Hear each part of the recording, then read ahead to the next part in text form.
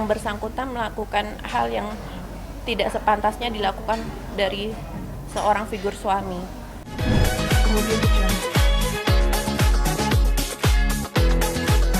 Iya, bismillahirrahmanirrahim. Bagi Nyai, ini merupakan fase yang terberat ya setelah beberapa cobaan yang sebelumnya, dan bagi Nyai ini bukan berbicara tentang seni peran atau apa ya, ini real hidupnya yang harusnya jalankan, dan memang suatu keputusan yang tidak mudah. Sebagaimana kalau Nyai melihat flashback ya,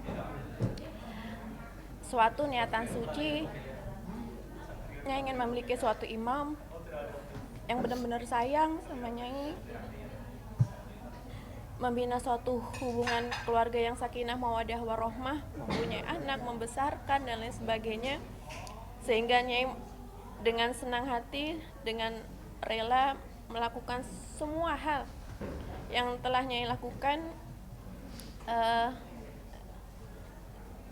Itu sangat tidak mudah ya, dan tidak main-main. Tapi ternyata pada faktanya yang bersangkutan melakukan hal yang tidak sepantasnya dilakukan dari seorang figur suami. Jadi ya dengan terpaksa Nyai melakukan gugatan cerai, dan insya Allah bersama tim kuasa hukum Nyai, Pak Asgar, Pak Andika, dan tim-tim yang lain, dan kami sangat solid dan sangat terima kasih atas segala supportnya, baik tim lawyer maupun tim psikologi dan dokter telah menguatkan hati Nyai, memberikan luar biasa supportnya, karena tidak mudah ya. Apa yang Nyai alami saat ini sangat tidak mudah. Dan insya Allah, bismillah, dengan nama Allah, Nyai akan hadir besok Selasa di persidangan. Kondisi Baby Sultan sendiri mungkin Nyai sekarang seperti apa? Apalagi Nyai kan sekarang mungkin sudah sendiri. Tepatnya saya di rumah saudara ya, kadang di rumah saudara, karena tidak mungkin Nyai sendiri gitu, sangat-sangat riskan, karena sampai dengan saat ini pun Nyai masih trauma dengan Mas Andri. Kemarin juga sempat di studio salah satu stasiun TV Jakarta untuk dipertemukan, Nyai tidak mau satu frame gitu, karena masih tidak siap untuk bertemu, mendengarkan suaranya pun Nyai masih cemas gitu, apalagi ketemu muka gitu. Kalau Baby Sultan alhamdulillah baik-baik aja. Jadi kalau misalnya kemarin Mas Andri sempat menyampaikan Baby Sultan sakit, tuh enggak, dia salah. Sampai membuat Nyai trauma sangat-sangat dalam kepada perlakuannya kan Nyai? Iya, perlakuan. Tutur katanya,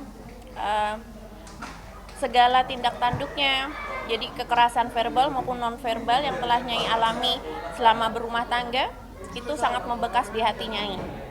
Dan lebih parahnya ya Bang ya, dari tim kami kan melakukan beberapa riset ya, ternyata apa yang Nyai alami ini malah diambil makna dari Mas Andri, itu malah dibilang apa Bang? Lebay. Nah padahal Nyai sakit hati loh, kok ya trauma itu kok dianggap sepele ya. Jadi ketika dia bentak-bentak Nyai sampai Nyai sesak napas, asma kumat, pakai oksigen, itu kok dia bilang malah lebay. Astagfirullah.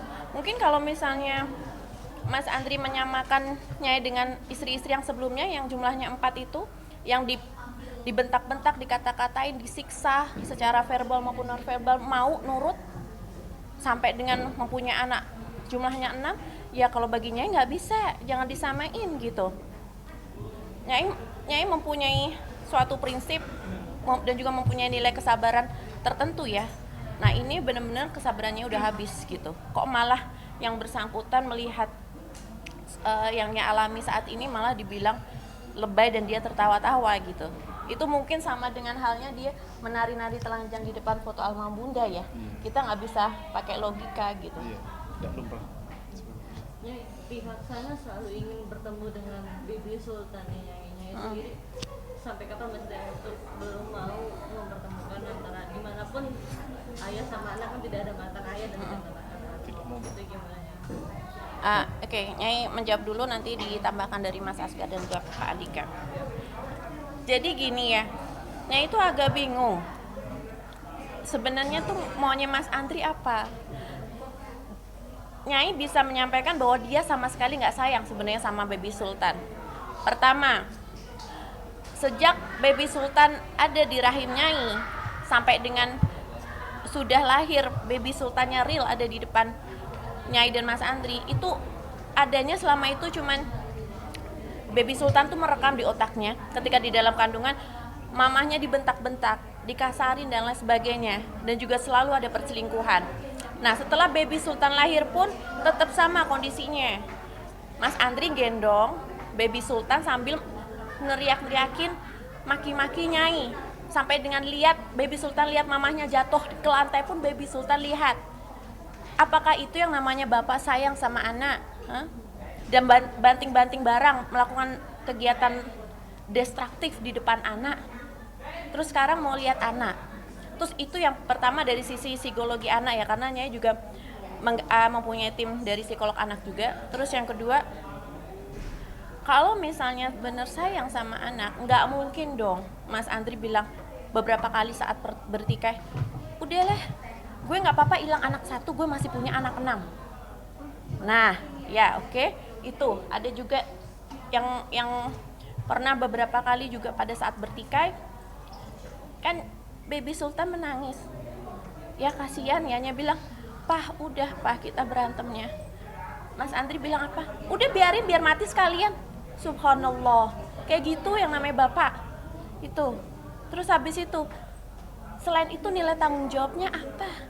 Saat Baby Sultan mau melahirkan pun Nyai sebagai istri menanyakan tanggung jawab sebagai suami pada suami, "Mas, ini Nyai mau lahiran. Maaf, dananya bagaimana?" Gue nggak tahu. Nah, itu. Dan sampai sekarang pun selalu mengedepankan kalau Mas Andri SMS samanya itu malah jadi apa ya? Sebenarnya yang lebay itu dia ya, Bang. Dia bilang, "Mama mengapa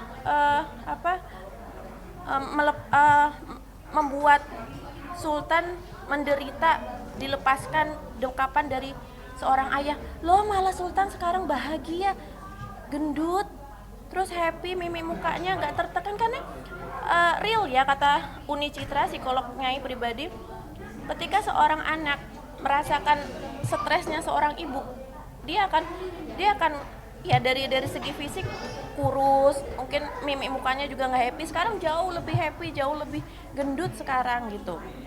Itu dan sampai dengan sekarang pun juga nggak ada ya basa-basinya, Bang. Maaf, mungkin Mama ini ada sedikit support dari Papa gitu, apa untuk kebutuhannya, enggak sama sekali. Jadi apa, mau lihat doang gitu. Padahal dengan notabene-nya masih trauma. Siapa yang menggaransi Mas Andri bertemu dengan Sultan dan tidak melakukan tindakan destruktif lagi? Karena kemarin sering sekali banting-banting barang, kayak motor listriknya sampai pecah segala macam, itu di depan Sultan. Mau nambahin Mas Asgar? Ya. Gimana Mas? Bagi kami kalau pihak sana mengatakan lebay, ini kan perkawinan.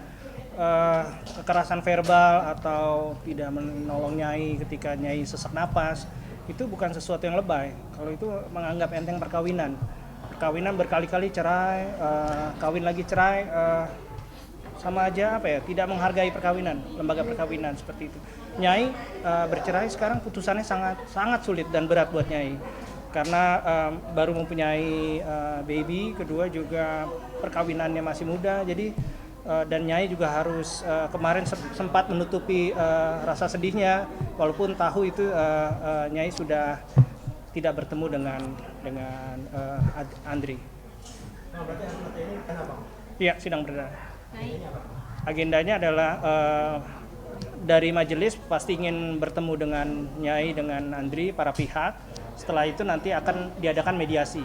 Sebelumnya kami sudah melakukan mediasi dengan Nyai sendiri, juga yang sekarang difasilitaskan oleh Pengadilan Agama.